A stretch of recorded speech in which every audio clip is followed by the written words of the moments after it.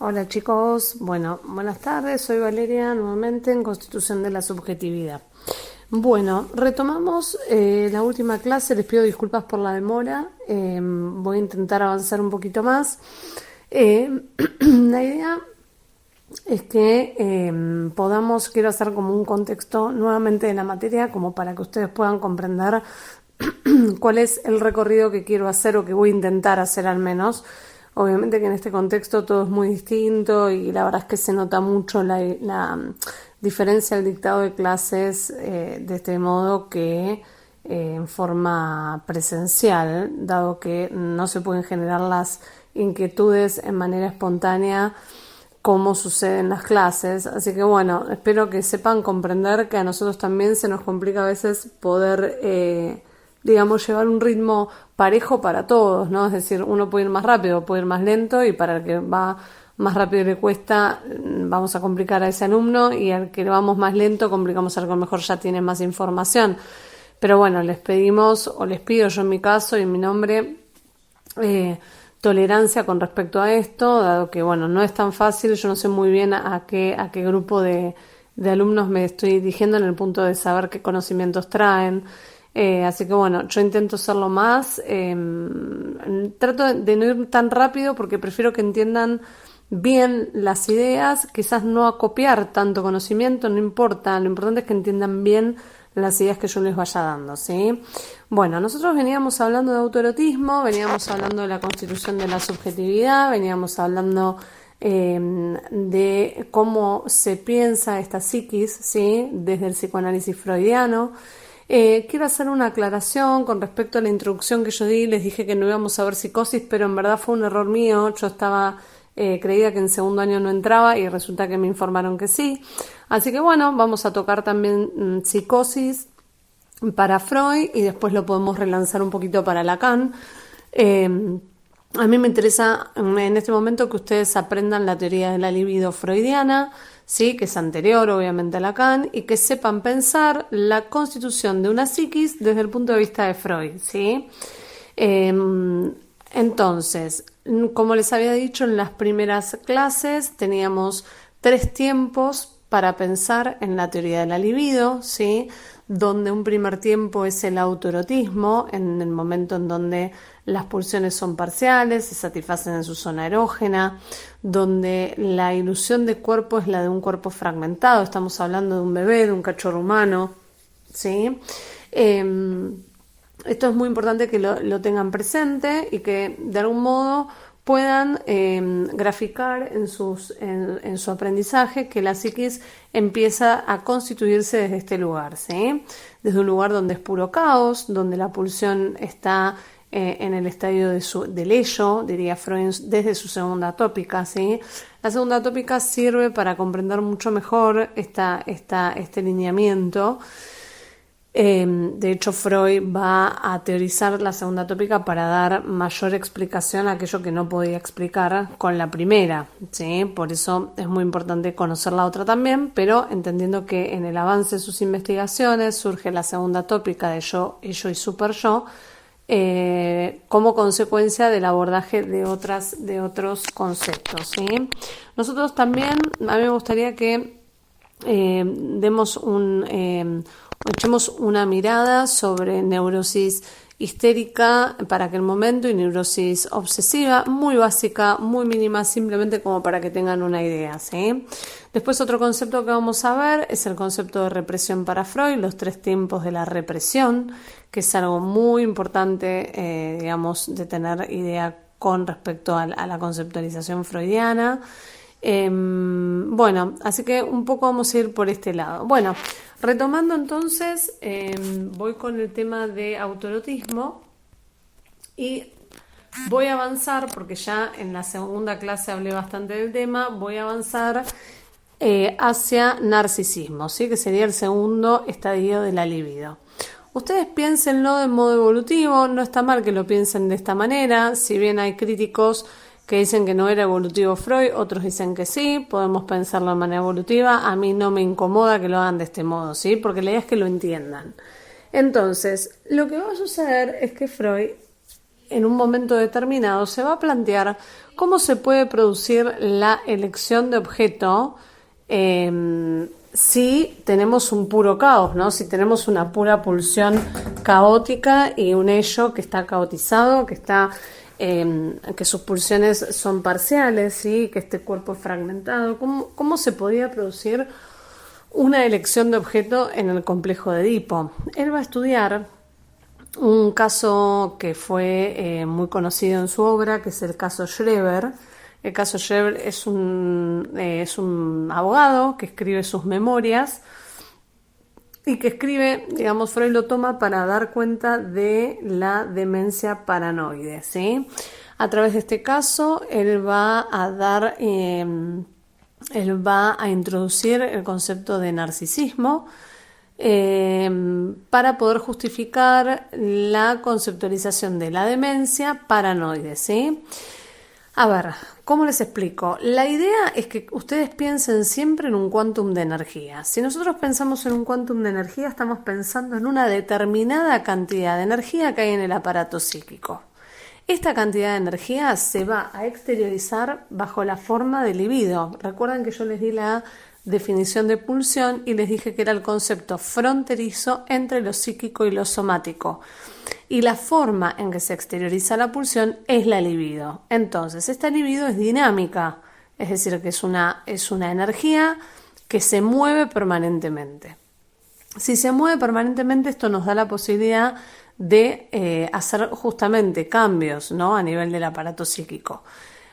Hago un paréntesis, por ejemplo, supónganse cuando pierden a un ser querido, cuando pierden ya sea desde un perro, un gato, un pajarito o una persona muy querida, esa libido está enlazando a ese objeto amado, ¿sí? Entonces, cuando ese objeto amado desaparece en lo real, desaparece de nuestras vidas, esa libido queda flotando, queda afuera sin el objeto, ¿no? Por eso duele tanto, ¿vieron? Cuando pierden a un ser querido o cuando pierden algo que quieren mucho.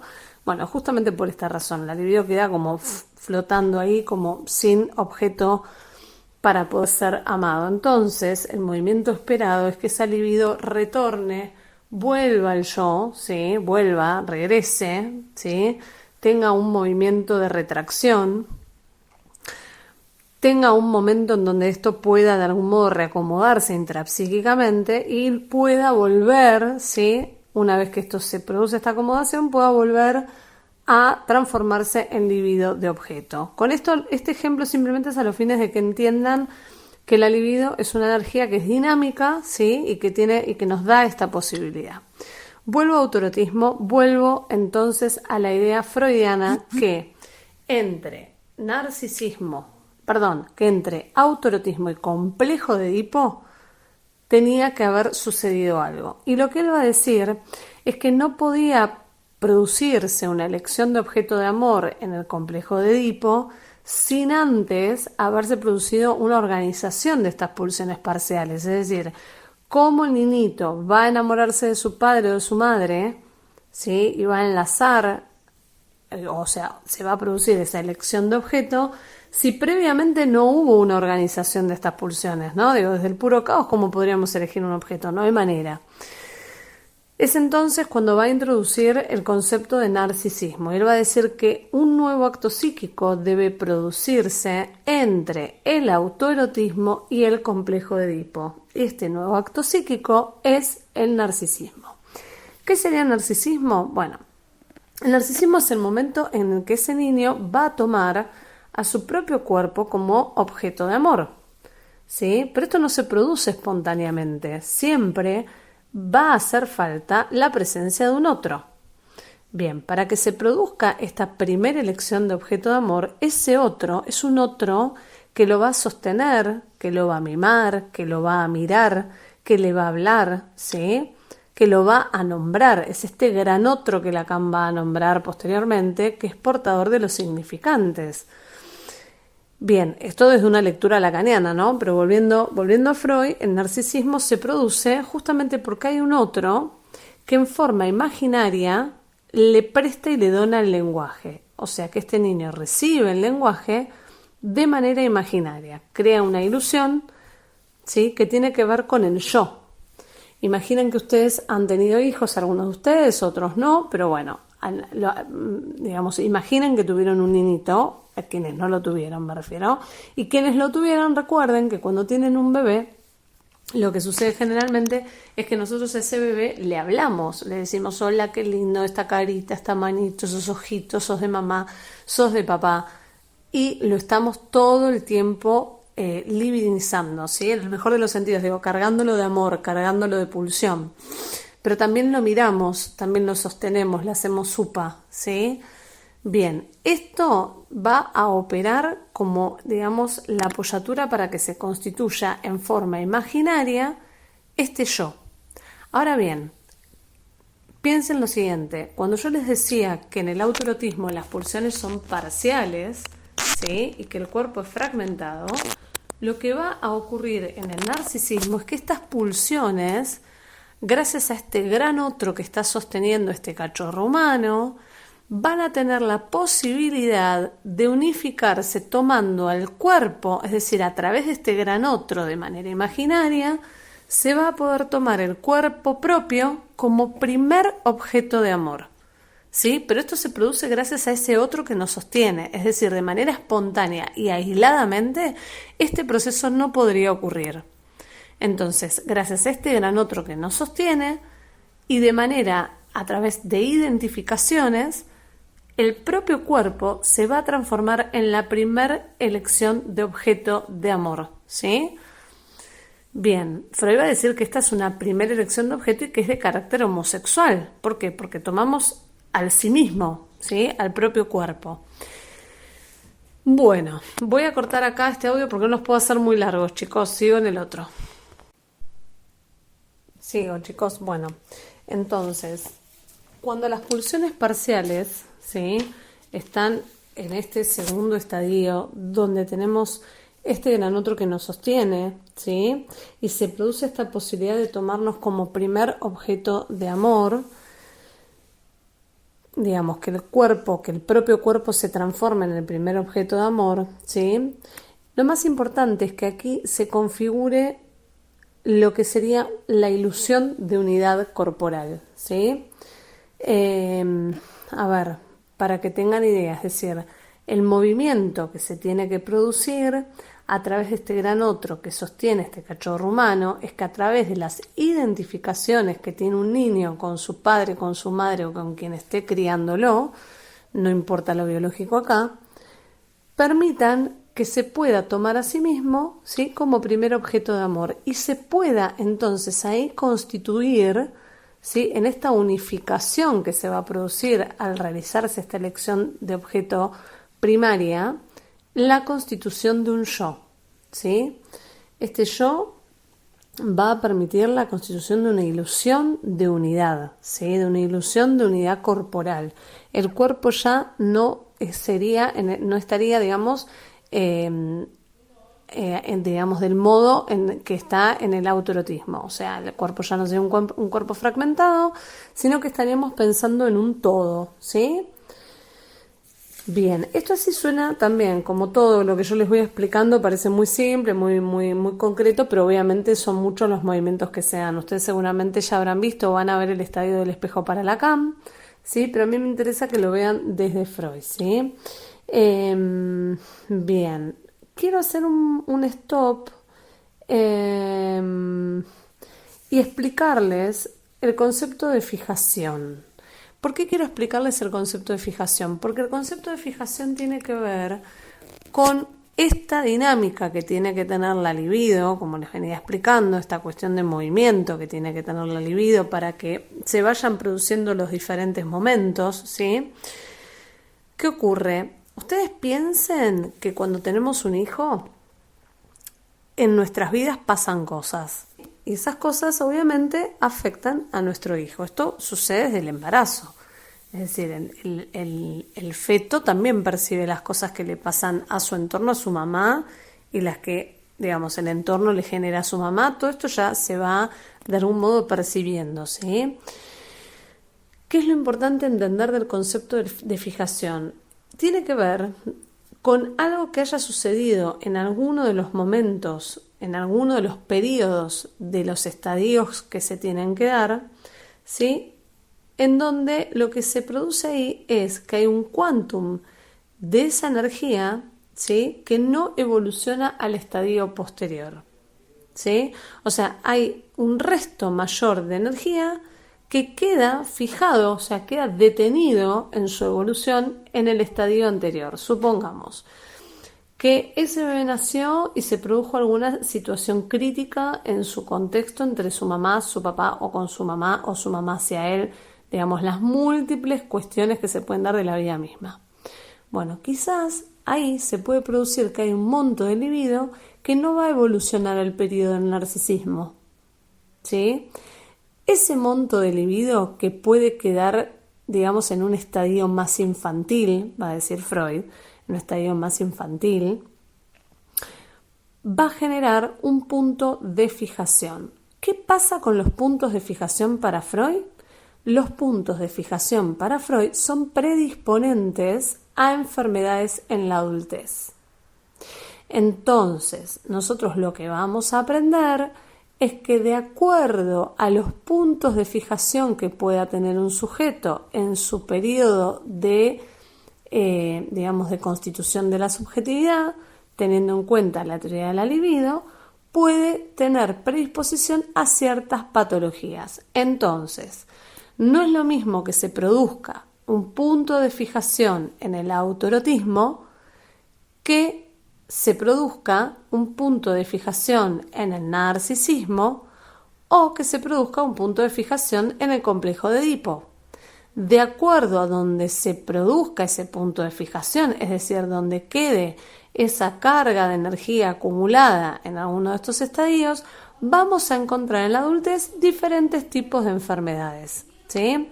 Para Freud, el punto de fijación en el autoerotismo es predisponente a la posibilidad de una psicosis, ¿sí? Pero de una psicosis de la que llamamos esquizofrenia, ¿sí?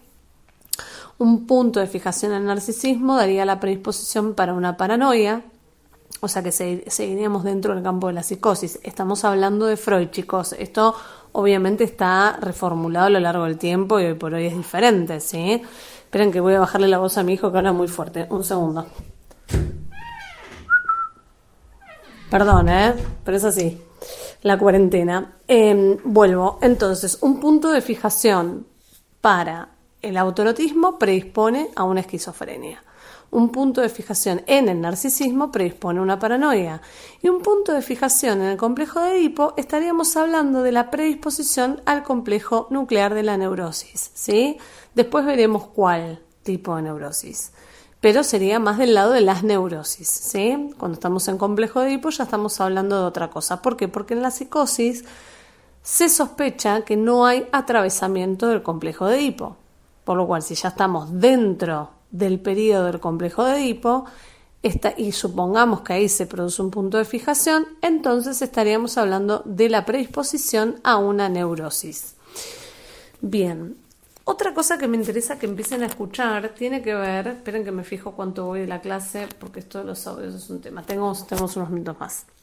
Otra cosa que me interesa que empiecen a pensar tiene que ver, bueno, me olvidé. A ver qué era lo que les quería decir. Por mirar la hora se me fue. Les estaba hablando de neurosis, de psicosis. Bien, esto es lo que les quería explicar. Que cuando hablamos de que es predisponente a ciertas enfermedades, tenemos que pensar lo muy importante que es entender el proceso de constitución de la psiquis, ¿sí? Digo, todos los avatares que se den en la constitución de la psiquis, ¿sí? Son los que van a predisponer una determinada adultez. Y luego, en la adultez, van a, digamos, suceder eventos. Vamos a tener una vida, no todos vamos a tener una vida. Bueno, ¿qué va a pasar? En esta vida nos van a pasar cosas. Y esas cosas, depende cuáles sean las cosas que nos suceden, vamos a tener en función de la estructura que tengamos posibilidades de enfermar o no, y posibilidades de enfermar de un tipo de enfermedad o de otro tipo de enfermedad, ¿sí? Es decir, que las enfermedades no son azarosas, chicos, no es cualquier enfermedad la que nos agarra si nos agarra. Esto quiero que lo empiecen a pensar. Digo, la enfermedad siempre va a tener una sobredeterminación del inconsciente, ¿sí? Y esta sobredeterminación del inconsciente tiene que ver con las vivencias que se hayan producido en el momento de la constitución de la psiquis. Acá retomo con puntos de fijación para Freud. De acuerdo a los puntos de fijación que se hayan producido, es decir, del quantum de energía que no haya podido evolucionar al estadio siguiente, vamos a tener la predisposición a determinadas enfermedades y a otras no, ¿sí? O sea que no todos podemos ser psicóticos, no todos podemos ser neuróticos, no todos vamos a ser histéricas, no todos vamos a ser obsesivos, no todos vamos a ser paranoicos, no todos vamos a ser esquizofrénicos. Todo tendrá que ver en cómo se estructuró nuestra psiquis desde el nacimiento, ¿sí? Piensen también que todo ese proceso que se vive desde el nacimiento hasta el sepultamiento del complejo de Edipo es un proceso que va a caer en amnesia, es decir, que nosotros no nos vamos a acordar de esos eventos, ¿sí? Tendremos algún recuerdo vago de nuestra infancia, sí, claro, pero no vamos a acordarnos de aquello que constituyó nuestra psiquis y nuestros complejos nucleares, ¿sí? Nuestra estructura. Bien, ¿qué más decirles de esto? Bueno, volvemos con narcisismo, ¿sí? Estábamos en el estadio del narcisismo. Entonces, lo que vamos a ver en el narcisismo es que vamos a tener por un lado la pulsión yoica y por otro lado la pulsión sexual, ¿sí? Bien. Entonces, en pulsión yoica, ¿sí? Podemos decir que es la que se introyecta al yo, ¿sí? Y constituye esta nueva instancia psíquica, ¿sí? Bien, configura el yo, ¿sí? Y pulsión sexual es la que va a catectizar al mundo exterior, ¿sí? Bien, esta instancia, chicos, es fundamental. ¿Por qué es fundamental? Porque, como les decía, la dinámica de la libido nos permite estar vivos, por decirlo de algún modo. Digo, si nosotros tuviéramos un estado de absoluto ostracismo en donde nos metemos en nosotros mismos y de ahí no salimos, probablemente estaríamos enfermos, ¿sí? ¿Qué nos va a permitir este movimiento que se va a producir en el narcisismo? Que por un lado, si bien va a haber pulsión del yo, una vez que este yo esté todo cargado, ¿sí? de este quantum de energía, de este quantum de libido, tenga la posibilidad de emitir esa libido al mundo exterior. Por eso Freud se hace el planteo y dice, bueno, a ver, la verdad que de pulsiones parciales y autoerotismo yo no puedo creer que de acá hayamos pasado a la experiencia del Edipo. Sí, porque si las pulsiones eran parciales y todo esto era puro caos y el bebé, la posición es de cuerpo fragmentado porque no hay una ilusión de unidad, ¿de qué manera podría realizarse una elección de objeto de amor? Entonces esto se va a producir porque se produce este nuevo acto psíquico que es la constitución del yo, gracias a este gran otro portador de los significantes, ¿sí? Entonces, a partir de ahí, una vez que el yo está constituido, lo que vamos a poder pensar es que va a haber una libido de objeto. Entonces va a haber una libido del yo y una libido de objeto, ¿sí? Freud va a decir, va a usar la metáfora de la ameba y va a decir la ameba, a los pseudópodos que emana la ameba, ¿no? O sea, los pseudópodos van y vienen.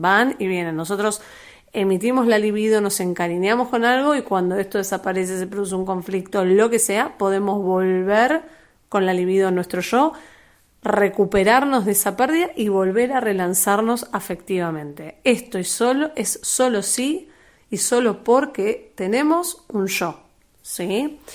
Bien, entonces pasamos por autoerotismo con el ello, pulsiones parciales, yo, pulsión yoica, libido de objeto, ¿sí? Pulsión yoica, libido de objeto, ilusión de unidad y síntesis gracias al gran otro, si este gran otro que nos sostiene, que nos nombra, que nos cuida, que nos mira, que nos